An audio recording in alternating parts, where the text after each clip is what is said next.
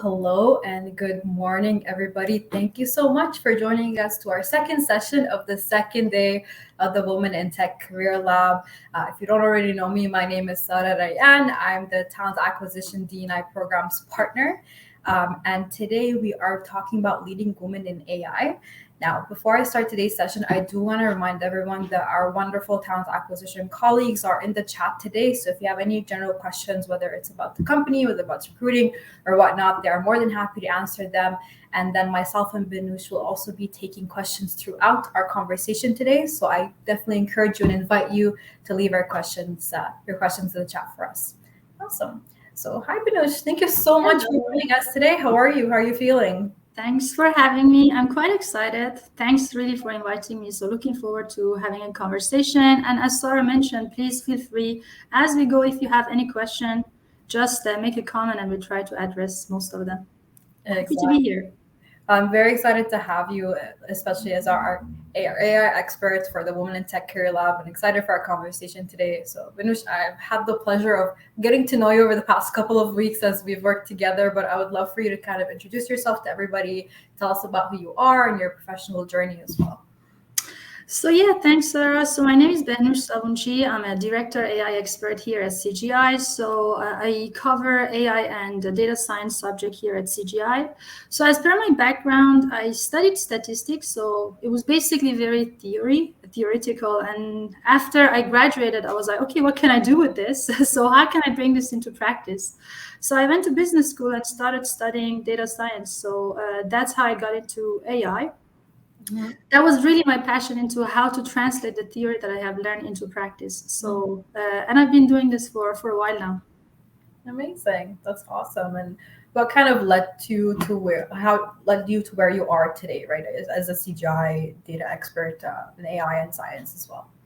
Yeah, first why I got into tech was my passion into bringing theory into practice. So that's why I got into it. And I started working in different industries. So I've been working in transport, logistics, banking, fashion, and video game. That was my first job that I started. So I thought that we're going to be playing video games all the time. It was like partly true, but it was a serious job. So that's how I started my career. But as of 2.5 years ago, so I started transitioning into consulting because I wanted to be exposed in more industries. And I felt like the knowledge that I have acquired in other industries could be very helpful as a consultant in CGI, touching multiple industries. 100%, I do agree, and I think CGI is definitely great at that, of being able to rotate and just get your hands on as much as possible. So that's pretty awesome. And did you find yourself interested in tech at a young age, or what kind of fostered that passion that you have that clearly is very well delivered as well? So I wouldn't say I knew anything about tech when I was younger. I was a geek. I was passionate about numbers. So physics, mathematics, and statistics were my topic of interest. So I was really into theory. And as I graduated my bachelor's, then I was like, okay, so now theory is nice, but I want to see it in action. Like, let's do something about it. So then I realized, okay, tech is a good option for me. And truly, I believe that AI and data science, it has the power to like bring good into our life. It can increase our productivity. It can be good for our planet. We've been seeing many great initiatives in AI. So it's really encouraging. So it was the best moment for me to come into this industry. And I think that leads perfectly into the next question that I have for you is, could you kind of explain to everyone on the call today, how are you involved with AI in your work? So what does your day-to-day look like? How are you involved with the projects that you work on, things like that at CGI currently in the position that you're in? Well, it's definitely a very exciting time for AI. It's been for like the past 5-10 years, I would say. Yeah. So here at CGI, I'm involved in multiple initiatives. So CGI is a consulting company. For sure, I've been helping our clients to achieve their goals and ambition in AI. So we've been helping them putting into place AI into their day-to-day processes. And at the same time, here at CGI, also we're a company and we have processes. So I've been helping internally CGI to understand what AI can do, unlock its potential for our internal processes as well. Amazing. And was this opportunity that you are now in an opportunity that you sought for when it opened up, or was it something that you just naturally found yourself gearing towards? To CGI, it was actually I found this amazing person who recruited me at CGI, a woman who inspired me, who coached me, and who was an ally. So thanks to her. Because of her, that I realized that I can also be a consultant. So thanks to her, she supported me. I gonna kind of got into this industry, and I've been enjoying it ever since I joined. But as to answer your question, if it was really like what I had imagined entering CGI, no, not really. So it really is changing, especially the past 6 months. So like we've been hearing AI like more and more, and we're trying to implement it internally as well. So it's changing, and it's definitely very exciting. 110%. And I think it's something that you said, it's ever evolving, right? It always Yeah. changes. There's new and exciting things that are happening. So since it's that ever evolving field, how do you keep yourself up to date with all the current trends? Oh, a great question. It's changing so fast that you wake up and you see there's a new technology coming in. So, what I do have some trusted sources of blogs and information. So, I do follow them. And so, yeah, I've been following some blogs. Our experts at CGI also are working on a blog, artificial intelligence blog at CGI. So I invite everyone who's listening here. If you're interested, you can follow it. So our experts in different industries, they talk about use cases and tendencies and changes. I would recommend diversifying your sources of information. So it's good to stay up to date in many, many directions. And generally, you really have to be open into changes. So you have to have this mindset of continuous, like learning, because you have to embrace the change. It's changing by the minute, and it's hard to catch up. But stay up to date, read, and also what it helps me, I exchange a lot with my colleagues about their industries. So I'm really curious. Okay, this new technology comes, but how can you apply this to your business reality? So it's always fascinating to see what they've been up to. 110%, I think. And I think I like the fact that we have the AI blog, right? Because even someone as me who maybe is not involved in AI in her work from day to day, I can go onto the blog and I can read it and stay up to date myself, Yeah. Especially since we are an IT company. And even if it's just a general passion or general interest, it's good to be able to have a company resource to be able to lean back on. And it's public, so I think we can definitely Yeah. share the link in the chat for those who are interested in having that as their source of information as well. Awesome.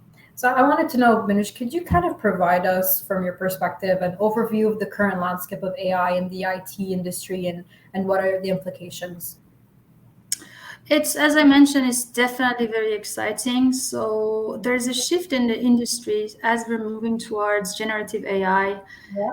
and the fast adoption of AI, traditional AI in our day-to-day processes. And we have a lot of computational power, and we're accumulating a lot of data. So we definitely can allow ourselves make these changes. And what's also interesting is that so as we're trying to unlock the potential of AI, so we can see that it has the potential of increasing our productivity. It's making the access to data and information easier and more access. It is more accessible for everyone, and also it's creating new jobs and new opportunities, and it's very exciting. 110%. And I think whenever we talk about AI, there's always that conversation of the ethical considerations, right? So, what are the key ethical dilemmas that kind of arise, especially as AI continue to develop over time? Yeah, it's there's the dilemma is like, okay, so you want to unlock the potential of AI to do good and do something and make it bring benefit to you, but at the same time you have to consider many aspects into it, as it's becoming easier and easier to implement this, but also our responsibilities are growing higher. So we have to make sure our AI system, they have good intentions and their purpose is to bring good for us and the end user and for the society and everyone. So there are many things to consider in this. There is the potential of bias and unfairness to our system. So we have to make sure the data that is going to our system, they're representative of their whole population. And if we're using personal data, it has to be absolutely justified. And the purpose of using this data has to be also absolutely justified. Why are we using this the way we are using it? And also there are some aspects to consider is the security of this data. As we're collecting data, we're sharing it with a third party. Is this justified? Is this needed? And if it's being done, how we can make sure that it's protected and it's not being under threat. And also, as I said, we have a responsibility. The purpose of the AI system, they have to be justified. So are they being built to bring good for real? So you have to make that these criteria into consideration. 110%. And I think as AI progresses as well, there's always going to be that change management that is required, right? Especially as new projects are being deployed, systems are being improved, as you said. So what are the change management requirements, or is there any change management required as these progressions continue in the AI space?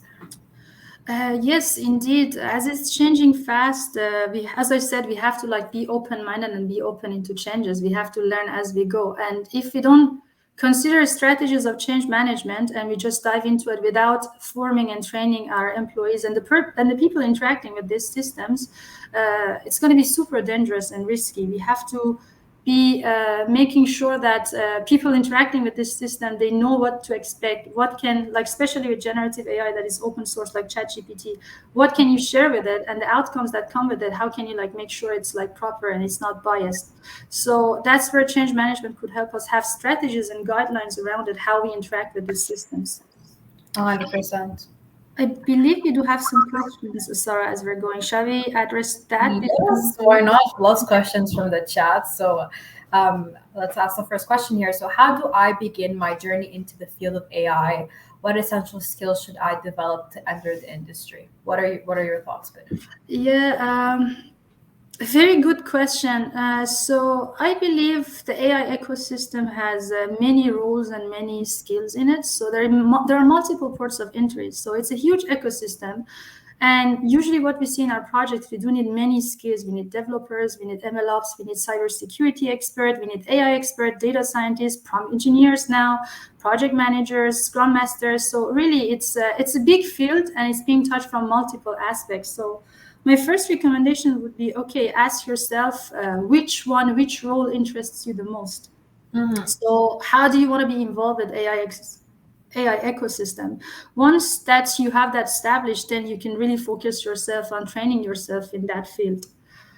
Yeah, 110%. And I think there's a lot of I want to say certifications or even programs that are available online, right, that are free of charge. And I think there's a couple of organizations that do provide them for free that you can invest yourself in. And I believe even just as someone as me who works in the TA space, right, there are opportunities for me to learn more about AI through our academia platform, right? So my company provides me with, or our company rather, provides us with trainings available for AI, even if you are not someone who is hands-on in that space. So definitely seek out the training opportunities that are available to you, whether you at your employment place or whether outside of that that are available online. That is great recommendation. Exactly. Amazing. And I see another question here. Can you name the resources to follow about AI names, for example? So Behnoosh, I guess it's more directed to you. Is there anyone specific that maybe you would like to share that you follow for industry trends? Again, it really depends on what kind of how you want to enter the AI market and how you want to be, what skills you're looking for. But we do have some examples. There is this boot camp about generative AI for people that they might be interested about that. I think we can share that with our audience. So it's been prepared by CGI, if I'm not mistaken, with the help of the University of Toronto. Exactly. That's actually an interesting subject. So CGI actually just launched in partnership with our campus team the Generative AI Bootcamp that was launched on February 6th in 2024 at TMU University, right? So it's 50 student participants who have either a Bachelor of Commerce or Technology or Computer Science, and they'll become MS Power Platform. They're going to be learning about the MS Power Platform, fundamentals, and Azure AI fundamentals as well. They're going to get those certifications. So there are lots of boot camps available, whether it is at CGI, offered at CGI externally or either non-externally. That could be a good resource to learn more as well. Yeah, and also, I really would like to highlight the importance of theory. So it's really important there's a lot of AutoML platforms out there, but you have to have some basics of theory to be able to understand and validate and test the outcome of these models. So a program that is like well balanced with theory and practice, I would say they would be the best. And I might add some like Coursera has some free courses. There are a lot of free materials out there online, and you can always also pursue this career. Like in academia, there are certificates to follow. There's also like master's degrees. So really, depending how deep you want to go into the subject. 110%. And I think I'll take one more question from the audience here. It says, what is the perfect roadmap to start with data science and then go into machine learning and AI? Yeah, so I think perfect is a strong word here because I feel like there's no perfect roadmap, but indeed, and data science and AI and machine learning, they can be used like interchangeably. Honestly, I don't know which term to use. Where I'm like, I usually use AI as like a umbrella for the field. What is the perfect roadmap? Honestly, there is not one size fits all, but my belief is that a roadmap that merges theory with practice at the same time. So it's I would really love to emphasize that theory still stays very important. 110%. I agree. So Behnoosh, I wanted to know from you, are there any social issues that you believe AI could have an impact on today? Yeah, many. It's exciting times. It's doing a lot recently. I've been seeing a lot of initiatives on sustainability that are being done with AI that I'm really fond of. I believe really with AI we can reduce our carbon footprint by a lot, but at the same time we have to keep in mind the training of Gen AI. It's actually an eye opener. So it's incredibly intensive on carbon footprint. So we have to find a balance, but truly. There is a lot of potential to do good with this technology and this knowledge that we have. That's amazing to see because I think sometimes when people think about AI, we always have, I don't want to say it has a bad connotation, but people think of more of the negative impact it could have as opposed to all the amazing positive opportunities that it actually builds in itself. So that's pretty awesome. And I know you just mentioned Gen AI. So just for the viewers who maybe are not super familiar, can you kind of explain the difference between what traditional AI is and what Gen AI is? Yeah, definitely. It makes me feel like a bit old school now that we're saying traditional AI, as if like that's in the past, but it's still very relevant. So traditional AI is basically like based on the data and the trends that we had in before, so we can recognize pattern in the new data that comes in. So it's like a pattern recognition. But with Gen AI, what we can do based on what we have learn from our training data, we can create new trends. So it's generating new trends and new data based what we have learned. So it's a bit more autonomous in that sense. Yeah, that makes sense. Amazing. Thank you. I see a lot of questions from the audience. So let's go through a couple. Thank you so much, everyone, for submitting your questions. And please feel free to keep them coming. We're going to try to answer as much as we can. So question 4, what tech stack do you find yourself using most often? Yeah, that is a great question. In my day-to-day, I use Python a lot. If I find time to be hands-on most of the time. But yeah, we use a lot of cloud computing, cloud technologies. So it would be worth looking into certifications on Azure and big cloud providers, AWS and Google. So I would say I personally, with our clients here in Quebec, I'm mostly involved with Azure and Microsoft services.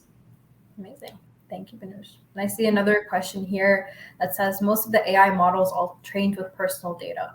What is the assurance that all this data was collected with our consent, or was it collected from beta users? If so, how large was the target audience? So I guess they're asking what your take on this is.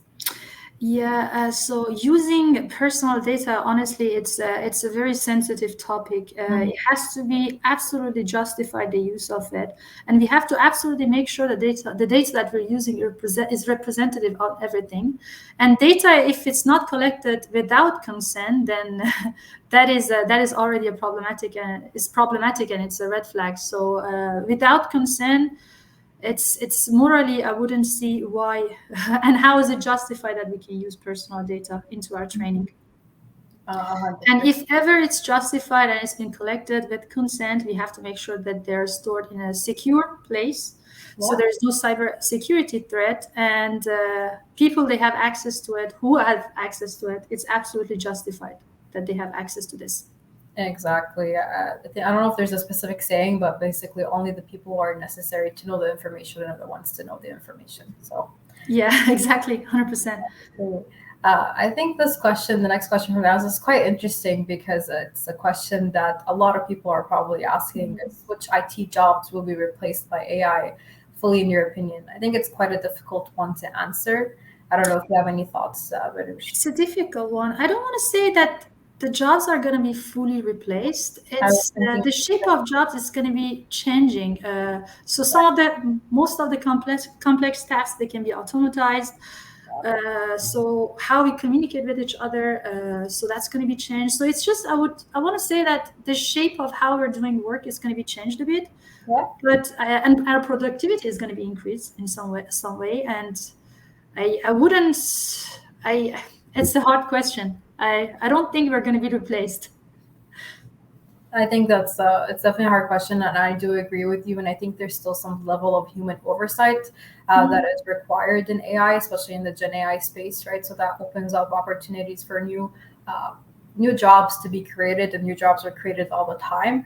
There are things that people have jobs today that maybe 50, 60 years ago did not exist. So things are being replaced with bigger and better things as well all the time. So, 100%. so.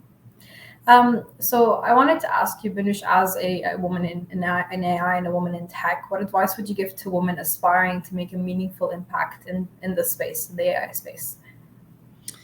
Uh, Really, as women, as everyone, we have a big responsibility to make sure that the AI is being implemented ethically.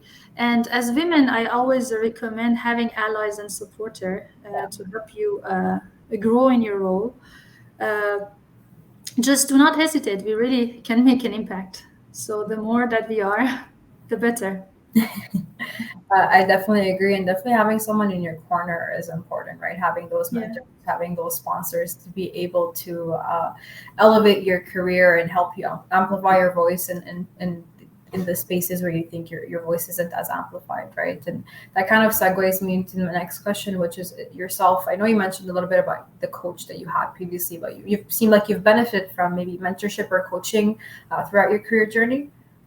It is very important. I had a lot of coaching because as a woman, I felt like I didn't belong, and I always was. I had this reserve to move on and move forward. But thanks to my coaches and my mentors, I really took on a leadership role in my field, which I didn't see possible maybe 5 years ago. Because also at the top, I wouldn't see women that they look like me, and they were women all together that I could look up to, and I never thought that it's a possibility for me. So it's absolutely important to have mentors and coach and a great network.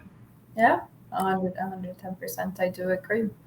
Amazing. I see a couple more questions Very here good question. from the audience. Do you think, with more concerns around the ethical implications of AI, that there will be more roles focused on reducing bias and focusing on evaluating if models are ethical? Interesting question. It's a very great question, indeed. I wouldn't say that it didn't exist. People making sure and following and monitoring the bias and evaluating the models to see if they're ethical or not. But as we're implementing AI more and more, indeed, we do need more people to put guidelines around this. And again, change management, training everyone, Yeah. and training them to really understand what they can expect from these systems and how to interact with them. It's very important. Indeed, as the AI is growing, we're going to be needing more roles supporting this ecosystem. 110%. You said the ethical considerations and dilemmas are definitely important to address in the AI space for sure. I see another question here, which says, "What are some of the biggest challenges you've faced as a woman working in AI, and how have you overcome them?" It's a wonderful question. I'm It's a excited to wonderful hear more. question. Yeah, we kind of also covered it. So for me, this industry has been a bit male dominant as I entered it, and also it continues to be. So it was always I didn't have inspirations or representation on the top to believe what's going to be possible for me. So really having mentor and coaches and allies, it really helped me to overcome that barrier. Really, it is possible. But you just, yeah, it might be harder, but it is possible for us to challenge and navigate this industry as a woman. I think so as well. I think a lot of the challenges when it comes to tech being male dominated or women face similar, and other equity deserving groups as well, because there's a lot of intersectionalities tend to face quite similar challenges and work together to be able to overcome them. And I think sometimes it's also easier to feel like you're not alone, especially if maybe you're the only female or only woman at the when you know that there are other people, whether in your company or outside, there are sharing the similar challenges as you as well. Amazing. So I wanted to ask you, Behnoosh, where would you recommend starting as a woman in tech if you want to pursue a career in AI? Which I know we covered it a little bit in the beginning. So what are your thoughts on the certification courses? How would you encourage a woman to kind of get into the AI space or a woman in tech? Yeah, it's really important to see what roles you want to take in this AI ecosystem. First, figure that out, and then accordingly, you should find trainings that they and certifications that help you achieve that goal. And Sarah, I wanted to also ask you, like, what are the things that you would look into the CVs of people that they want to like come into the career? What is important to have on the CV, and what's important to showcase on the CV? That's a wonderful question to ask, which I'm sure maybe people are wondering. And it's a great question. And I want to start off by saying there's no size fits all, because every person's experience is different, right? The certification, the courses, the projects that you work on differ from person to person. So really, it kind of depends where you are in your career journey. So let's say you're someone who is more junior, you're just getting into AI, or maybe you're doing a little bit of a career shift into the AI space. I would recommend putting emphasis on the skills, whether it's personal or technical. The personal skills or your technical skills, or I guess we call them soft skills, that fit the position. Do trainings on the subject, as we talked about, the say courses, certifications, things like that, and present them on your resume. If you're also working on projects, whether they're personal or whether they're academic, the trainings you've done, volunteer work, put them all in your resume, because those could count also as part of the experience. But look at the role as well, right? Look at what the role is requiring. If you can get into boot camps, I know we just talked about the Gen AI one where the students have already signed up, things like that could help you with that shift or starting your journey. That will be a great experience to have under your toolkit. Thank you, Sarah. Thank you for the question, Behnoosh. I appreciate it. So I know we have a couple more questions from the chat. Again, thank you so much, everyone. Please keep them coming. We love answering your questions, so I appreciate that. So how do business roles, example, project management, differ in the context of AI as compared to other IT fields, example, cybersecurity? Great question. It's the concept of it stays the same, but it always helps that the project management, they have some basic knowledge of AI. So if I've been working with I have had worked with project managers that they had no idea what we're doing. So I believe that it makes the conversation and understanding easier if they have some knowledge of AI systems and how they work. So it really helps us to collaborate with each other in a better way. So they don't have to be technical, but some knowledge would really go a long way. Yeah, that's very true. And I see another question here that says, could you share some of the AI projects CGI is working on? What are the opportunities to join them, and what skill set would you be looking for? Yes, so it's many projects that we're working on. We work on some supply chain and sustainability projects. We're implementing AI in manufacturing. We're collaborating with CGI internally, with CGI Corporate on many initiatives. So we've been helping our clients implementing Gen AI. So really, we're touching many industries and many topics. And in our big projects, we have different models and different roles and members and skill sets. So we work with data engineers, we work with project managers, product owners, scrum masters, we work with AI scientists. We work with prompt engineers, cybersecurity, DevOps security, DevOps experts. So really, the ecosystem is large. So all of these roles that I mentioned, there are ports of entries to be involved in AI within CGI. And a bonus point is that if you have industry specific experience, also you can really find your niche to implement AI within that industry. But again, CGI is cross industry. 100%. And again, it goes back to the rotations that I was talking about, right? CGI is great at having the ability to allow their members to rotate and work on different projects. And I also think if you are someone who is interested in working in the AI space and your organization allows you to maybe raise your hand to be like, I want to work on this, and go ahead and do it, Yeah. right? Raise your hand for projects, express your interest to your leaders, to your managers, and let them know that this is where I want to advance my skill set. So I There's see. another question. Yes, we're getting so many questions, which is pretty awesome. Thank you, everybody. So AI field is still evolving, but many job opportunities ask for some AI experience. How can this be handled? Yes, I can have a take on this, but Sarah, also, I would also ask you. Maybe you can also add to this. Yes, indeed, it's changing so fast, and like sometimes I read post descriptions, and I'm like, I'm not sure what they're looking for. So it's like a bit all over the place sometimes. Uh, yeah, it would help to work on some personal projects. I've seen on CVs that people they have personal projects they at GitHub and their the projects that they worked on their free time. So those are really good examples of showcasing your skills if you don't have industry experience. Sometimes it can be challenging to enter the market as a junior, but once you land that, after that it's going to be easier. But yeah, maybe adding some personal projects would be a great example. Exactly, and I think it links back to what I mentioned before, having those personal or academic projects that you can Oh yeah. link back to. Look at the job responsibilities, right, and ask yourself, where can my skill set match the skill sets of the job here, right? And being able to confidently translate those in your CV is also very important. I think also if maybe things are not clear, usually we would say on LinkedIn, sometimes the recruiters are tagged on the positions, right? So maybe you can message a recruiter or message someone who works in the AI space and ask them for their guidance. Ask them, how did you get where you are now? What are the steps that you go through?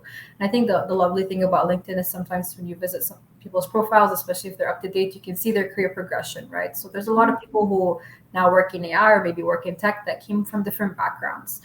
Maybe connect with them, ask for a small conversation just to kind of understand how you can gain inspiration from their journey. Very similar to what we're doing here with Behnoosh today, just to kind of understand how to also get your foot through the door.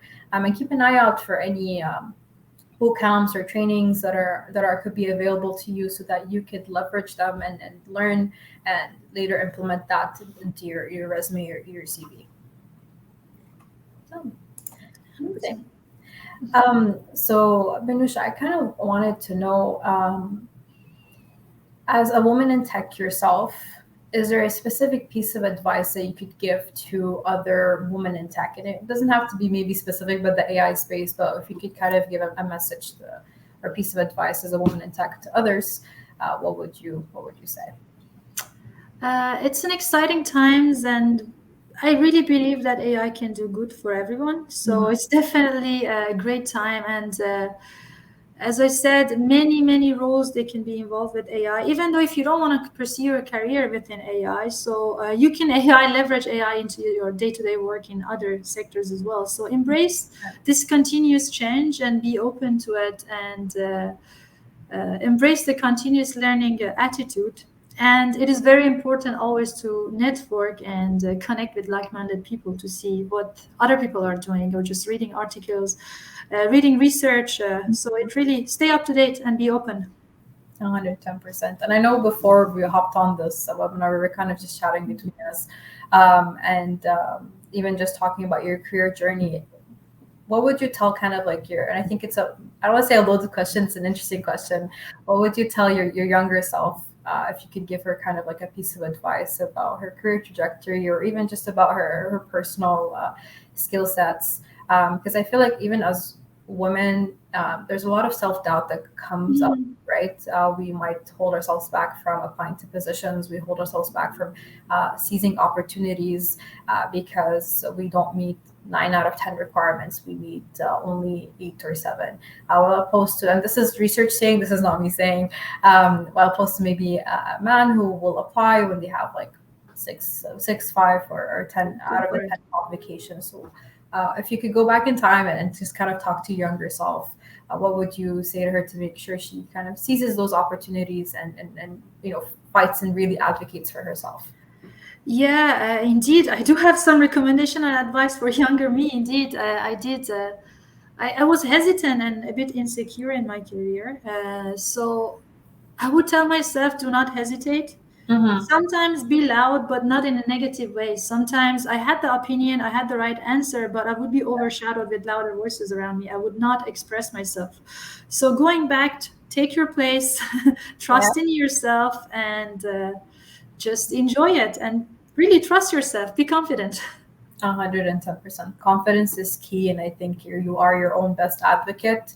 You know yourself the best out of everyone, and I like what you said. Don't hesitate, right? It's that hesitation that sometimes will stop us in our tracks from approaching the next opportunity available to us. Amazing. Thank you. And I see we have a couple more questions from the Yes. chat. Um, for those of us transitioning into AI from other tech sectors, how can we leverage our previous experience to address ethical challenges unique to AI? Interesting question. Interesting question. Yeah, I will. For people coming from other tech sectors, so that's already a bonus and advantage. So you're really familiar with technology and what goes behind the scenes. So you have the bonus point, and you already have one step into the game. So you're already from the industry. And how to leverage your previous experiences to address ethical challenges. Yes. As I said, so there are many ethical challenges concerning AI. It's cybersecurity. So if you've been in cybersecurity, that's already a great addition to AI ecosystem. If I don't know if you're a lawyer, you're known to policy within other sector, other tech products. So that's already like a great advantage for you because you're already familiar with what's being regulated with the usage of AI. Because it's becoming more and more regulated. So somewhat we don't have choice to follow and do it ethically, but at the same time we also have a social responsibility. So it's not just because it's been regulated that we have to do it. So really use your knowledge to the advantage and see it how it applies to AI. 100%. And if you don't mind me asking, Behnoosh, I know you mentioned just you're talking about the other tech sectors. Do you think AI is going to have an impact on security or cybersecurity? Sorry, I didn't understand the question. Sorry, I just asked if you think AI would have an impact on security or cybersecurity. Yeah, I see many initiatives of cybersecurity with AI. So AI is really touching everything that we're doing. So there are many opportunities. So to find threats and vulnerabilities. So yeah, AI definitely can help us in cybersecurity as well. Amazing. And I have another question from the chat here. It says how to connect with other women working in AI. Yes, so events like this really. So I've been part of 2 events like this, and I've been connected to many amazing women in the field.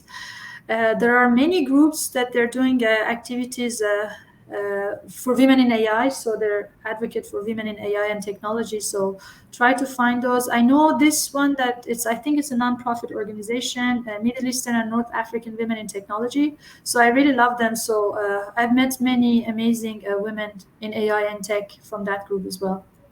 100%. And I think if I could recommend anything just from personal experience, usually there's a lot of LinkedIn groups available, Yeah. women in tech, women in AI, that you can join in and kind of just connect with people. There's a forum where you're able to share news, share updates, ask questions.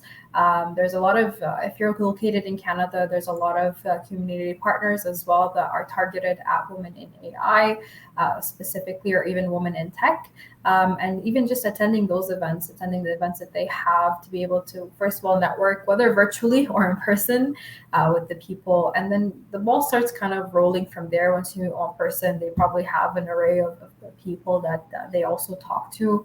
You can also do searches for, job title AI and just kind of see who are the people that work in AI space in your respective region, and then just if you are comfortable, feel free to send them a message, right? And I think going back to a session that we had yesterday, which is about building your personal brand, be authentic in your messaging. If you want to build those relationships and connect with others to learn more, and maybe even later on have those relationships be mentors or sponsors, present yourself in an authentic and genuine way, and let them know kind of the reason why you're connecting as well. So I hope that helps. And then I have another question here from the audience. Does domain experience play a role with Gen AI/machine learning? Can domain experience in a rail transportation be useful to get a job at AI program for rail transportation safety? Interesting. Yeah, I come also. I have some experience in rail transportation, and I worked on safety. So maybe we were colleagues with this person who asked the questions. Indeed, as I said, knowledge of industry really it's a bonus point. So it really comes to like how you can implement AI and adapt AI to your business needs. So it's definitely a bonus point. So if you have the industry experience and if you have knowledge on AI and machine learning, that's a perfect match. So yeah, indeed, I would say yes, it would help. And there is many AI initiatives in safety, especially for transportation safety. It's amazing. Wow, what a great question to ask, considering your experience as well. So it's pretty cool. Very well aligned. Exactly. Amazing. And I see another question here that says, does CGI focus on deep learning? Good question. Yes. So there is traditional AI, there is like basic machine learning, fancy machine learning, which is deep learning here, and Gen AI. So CGI is, we do have the knowledge, but CGI is a service company. So we have to really adjust the maturity level of our client and what they want to achieve. So some clients are very mature in their ecosystem. So they have data has been democratized, so they're really to embark like doing fancier stuff. So indeed, we do focus on deep learning for them, depending on the use case. But sometimes we have to go back to the basics to help our clients become more mature, and then we can do more complex AI for them. Interesting. Awesome. Nice to hear. We're doing great things, working on a lot of different projects. So pretty cool. So another question from the chat here: how do you see the evolution of the AI talent pool as more organizations look for AI talent, whether focused on infrastructure, application, or even internal capabilities? So let me see if I understand the question correctly. As more. Oh yeah. So like, what kind of like profiles are applying for AI? Is that what they're asking? I think they're just asking about the evolution of the AI talent pool, especially as kind of companies start looking more on employing people in AI. And I guess the specific skill sets are either it's all focused on the infrastructure or the application side of AI, or I'm understanding internal capabilities as your soft skills. Yes, it is changing by the minute. So prompt engineer is like a title that I didn't know it existed maybe like a year ago. So now it's a role on its own, and it's an experience that is required for many AI positions. I'm seeing a lot of change. Yes, it's not any more exclusive to like data scientists and AI scientists. It's an ecosystem, and we're like focusing on AI ecosystem as a whole. So yeah, we do hire many people for our projects, that they're not necessarily only data scientists. Sarah, I wanted to ask you if you have been reading many CVs in this field. I'm not sure if that's the case, but are you also seeing how people are presenting themselves, or how profiles are changing? That's actually an interesting question, because I think there's two different perspectives. I think with Gen AI, there's definitely been the use of, let's say, like ChatGPT or any of the other programs for people to use to create their resumes, which sometimes might remove your uniqueness and your identity and your authenticity from your resume. And then there's the other side of it. I think as organizations grow and as projects come into place, because there's a lot of different projects and clients that we, not just CGI, but I'm sure other companies work with, they bring on new opportunities for people, right? So it's those two ways. I think that the AI talent pool is changing in terms of the CV specifically. You build kind of that generic template for you to use. Obviously, there's the personalized side, but I think it maybe removes that uniqueness of you. So you just have to be careful with it. And then there's the other side of it that says as we addressed before, there'll be no new opportunities available as time progresses because AI is also creating jobs. And that will be reflected throughout time in the talent pool as well. So I think we have about 5 more minutes, right? So we'll get to the last set of questions here, which says, would you please discuss the application of AI in policymaking? Yeah, policymaking is not really my field of expertise, but I know by the minute there are new policies coming out that they're around usage of AI. And in the short term, like policymaking is like many other jobs, they're being impacted by use of AI. So I would say in the short run, policymakers are not being replaced, but AI is going to be helping them to make like faster and more efficient approach to policymaking. So that's my take on it. But again, I'm not an expert in policymaking. No worries. Thank you for the answer, and thank you for the question. And I think the final question we'll take here, which says, what has been the most exciting / challenging project you have worked on with CGI? I think that's a wonderful question. I'm looking forward to it. Yeah. So I worked on this product for 2 years with CGI with a big team, great members, and many talents. And it was a supply chain project that its only goal was to reduce carbon footprint for a transport and logistic company. The project was extremely challenging, especially when you work with clients that they have great ambitions, but their foundation is not as great as their ambition. And these are all lessons learned. So we might have like miscalculated and misestimated the effort of how much time we're going to need to implement this product. It took us a lot of time. But you adjust as you go, and we learned a lot. So next time we do the same project, we're gonna be like readier.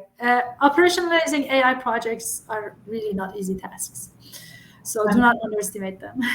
I'm sure. I mean, just the fact that it took 2 years says a lot, right? But it seems like you had a great team that you got to work with to be able to deliver the project. And I can imagine that the sigh of relief after 2 years and pride of obviously after delivering the project. And also bonus point was that like it was an environmental project. So, by improving their processes and like their supply chain, so you would also like help the planet a little bit. So yeah, a sigh of relief and excitement, and very encouraging. Oh, I actually see one more question came in. So maybe Behnoosh, if you don't mind, I'll take that question as our final question. What do you think? Okay, amazing. As data becomes more important, do you think that data analytics would be one of the top roles in most companies? Should we focus on building our data analytic skills like data mining and statistics, etc.? It is very important role, and data analysis. Yeah, we're having more and more data, so it stays as important as before. It's one of the very most important roles. Sometimes we don't spend time to like really analyze our data, and we jump into like modeling, but it's still very an important skill to mine and like analyze and interpret this data. And also reporting still stays a very important aspect in every business. So you have to like make sure what data you're putting into your reporting and what KPIs you're following. So this skill sets that you named here, they all help to achieve that goal. 100%. I see one more came in. We can take it for sure. What types of tools are you using for data pipelines and data visualization? As I mentioned earlier, there are many out there, but I'm mostly working with Microsoft Azure. So we use Tableau a lot, and we use pipelines that they're specific to Azure. So that's what I've been working with. But there are many out there. Amazing. Awesome. Well, thank you to everyone who submitted questions from the audience. I have one final question from you, from myself to you, Behnoosh, which is, what do you love most about your job? I really love that sometimes I have the power to make a positive impact and make a positive change. So I really love that, and that's what I enjoy in my day-to-day life. And That's amazing. I think definitely creating positive impact. It's definitely a feel good kind of thing. So I want to thank you so much for your time and all the time you spent with us for the Women Tech Career Lab. I appreciate it. It's been such an honor to get to know you and get to work with you. And I look forward to the next opportunity for us to work together again. So thank you so much for your time, Behnoosh. Thanks for having me, and thanks everyone for joining. We wanted to also like remind you that there are other sessions that they're happening in these 2 days. Yeah, Exactly. please feel free to scan the QR code and join us in other sessions. We would love to have you.